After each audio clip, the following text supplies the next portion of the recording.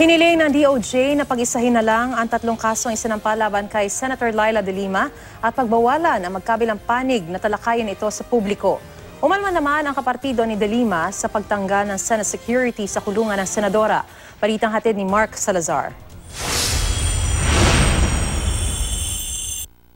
Kulong na si Senadora Leila de Lima pero para pa lang sa iisang kaso, ang case number 17-165 na hawak ni Judge Juanita Guerrero na nag-issue ng arrest warrant.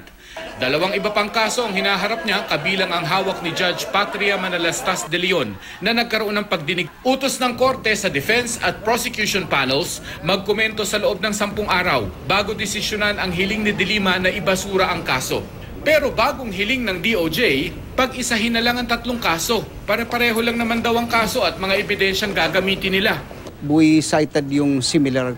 Anyway, I don't want to discuss it further. No? Nandun naman sa motion namin. Baka kami ang ma-cite for contempt for sub judice.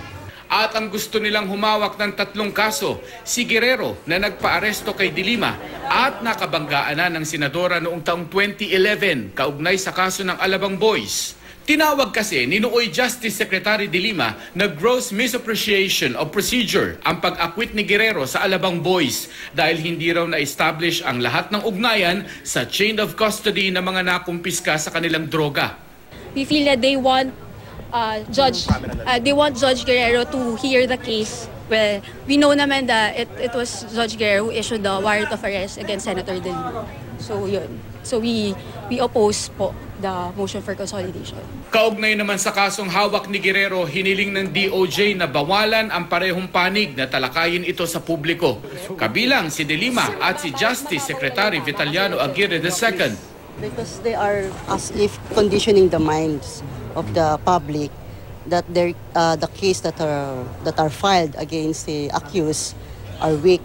Manifestation lang po yun eh. Hindi naman po yun motion, so wala po yung affirmative relief. So as of this moment, wala naman siyang effect sa atin. Sa ngayon, hindi nagpapapigil sa pagsasalita si de Lima kahit nakakulong. Sumulat sa mga tagapagsalita ng Pangulo at PNP para sabihing darating ang panahon at mananagot ang Pangulo at mga nagpapatupad ng umano'y illegal na mga utos para pumatay, mag-imbento ng ebidensya at magsinungaling. Sagot ng Malacanang, tanggapin na lang ni de Lima ang realidad ng kanyang kinakaharap ngayon. Hiniling naman ng kapartido ni de Limang si Senator Kiko Pangilinan kay Senate President Coco Pimentel, ibalik ang Senate security personnel na bantay ni de Lima na inalis dahil malayo ang pwesto sa senadora. Sabi ni Pimentel, hahanapan nila ng paraan para bantayan si de Lima ng taga-Senate security. Mark Salazar, GMA News.